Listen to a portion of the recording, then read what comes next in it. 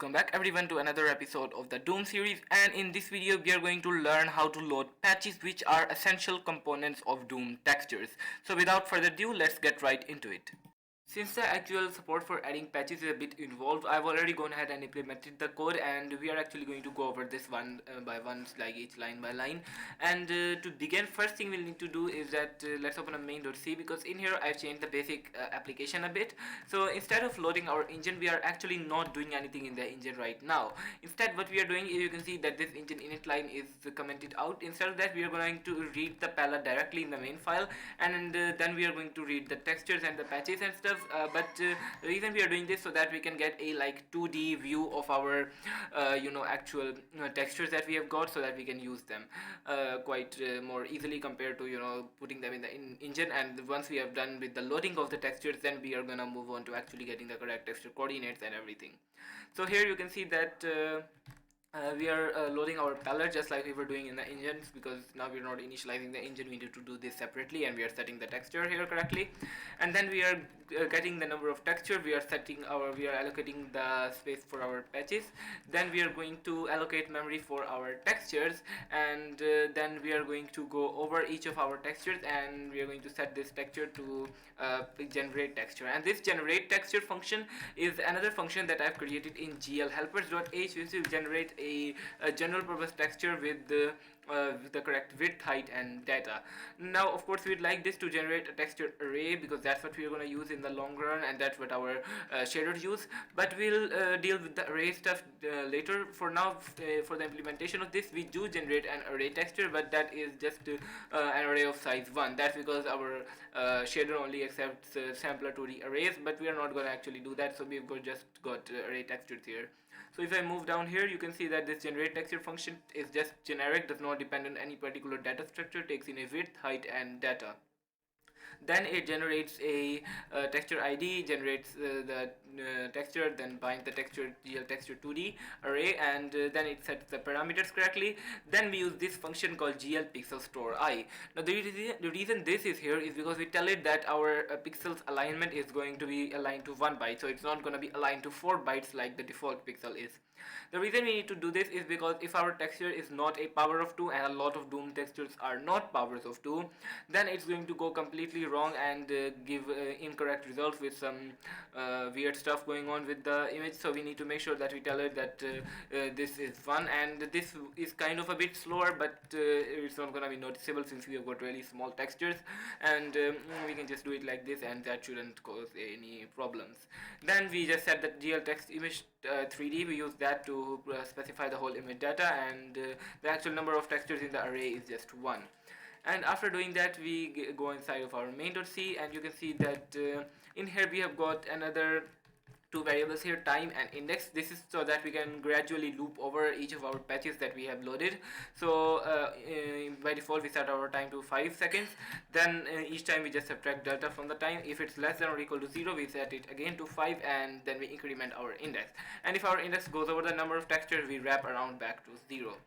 And that should work. That should actually give our textures here correctly. But before we do any of before we actually run this, we actually need to draw this as well. So for that, we are going to open up renderer.c, and in here you need to understand that our quad here has been modified to include texture coordinates as well. So if I go to here where we are initializing our quad, you can see that along with the position, now we have got the texture coordinates for each corner as well, and that is a lot better.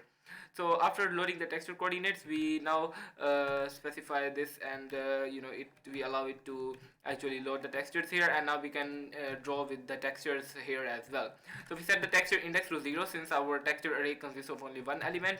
Then we set our draw texture to the current texture, we get it using our index variable, and then we use render draw quad to actually draw the quad, and we specify it to be center of the screen, and we get the patch with width and height, but we multiply it by 3 because the default is too small. And actually let's multiply it by 5 like that. Then for the actual rotation it's 0, and the color index is 0 as well, since we are not drawing with color, we are drawing with texture. Anyways, that is going to draw everything correctly, and of course the only thing that's remaining now is to actually figure out how to read these patches. So for that, let's open up first of all our patch structure, because well, it doesn't really contain a lot. You can see it just consists of width and height and data, and here we are just loading them in the from the WOD file. So if I open up WOD.h, you can see that here we have got a WOD read patch function along with a function called WOD read patches. Now this is used to read a single patch, while this is used to read all of the patches in the WOD file. So let's open up WOD.c and figure out how these functions actually work. So if I go here, you can see that we have got basically WOD read patch here. So when we are reading a patch, we got of course an integer as the return code.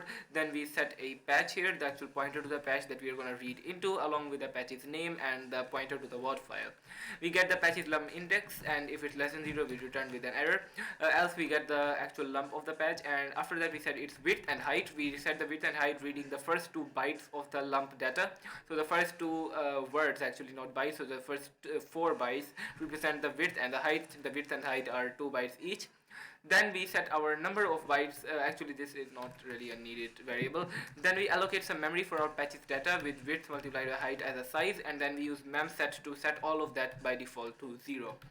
After doing that, we loop over each of our patches. So for x is equal to 0 and x is less than patch width, we go over each of the columns in the patch. Now for the actual format of the patch, it's not really that simple. As a flat file, we require a little bit of decoding. So going over each column, we get the column offset. So we read each column offset, which gives us the offset in the lump actual actual data in the lump where this column starts. So in order to get that, we skip the first 8 bytes. This is because there are 2 of these bytes, and we have got 2 of offset bytes which are not really used. So we have got 4 offset bytes here, which means that the column offset start at 8, and then for the current column we just take x and multiply it by 4, because the column offset is an integer which is 4 bytes. After that we get our column offset like that. Then we have got this integer 8 here called post top delta. Now inside of each column we have got an array of posts, and each post is terminated, and the whole array of posts is terminated by a post with the value of 0xff. So 0xff means that it has ended. So what we do is that we get our post top delta and we set that to patch lump data. So we basically increment our column offset as well here directly inside of the loop statement. So first of all, we read the top delta. If it's equal to 255, then we break. Else this loop continues infinitely until we get a value which is equal to 255 or hex ff. After doing that, we read the post length, which is the next byte in the column offset. We increment it again. Then we increment it again here. This is because there is a dummy value inside of the WOD file here, which doesn't really mean anything, so we are supposed to skip that. After doing that, we start reading the data for the column. So for that, we set int y to 0 and go until the post length. And for doing that, we get the data byte here, and for getting that, we just get the next index in the patch lump. And after doing that, we get the texture x and texture y values. The way we calculate those is by texture x is just the x value that we are getting, while the texture y value is y plus this top delta that we calculated earlier. So along with serving as an indicator of when the post has ended, this top delta field also means that how much from the top of the image file this post is far. So if a post is right at the top, it will have column delta 0, and if it is like after skipping 8 rows, then we've got post delta will be 8. So that kind of how it works. So we add that to the y value, the top delta, and then using this texture y and texture x value, we set the patches data and set that to the data byte. And in the end, we increment the column offset again. This is because there is another dummy value after this. And yeah, that is pretty much the whole way we read our patch. After that, we have got this WOD read patches function. Now this function reads all patches, and it takes a pointer to num and returns an array of patches. And the way we do it is by getting a lump called pnames. Now pnames is a special lump in the WOD file that consists the names of all of the patches. So we get that lump, then we calculate the lump actual pointer to the lump here as like that. So we just get that. And after doing that, we set our num to reading i32. So the first 4 bytes represent the actual number of patches that are present in the WOD file. Then we allocate the appropriate space in a patches array. Then we loop over each of the patches that we have got, and we get the patches name here correctly. So we get an array of 9 bytes and just copy the data from our p names lump. So here we add 4 because the first 4 byte represent the size. Then we take I multiplied by 8 because each name is 8 bytes.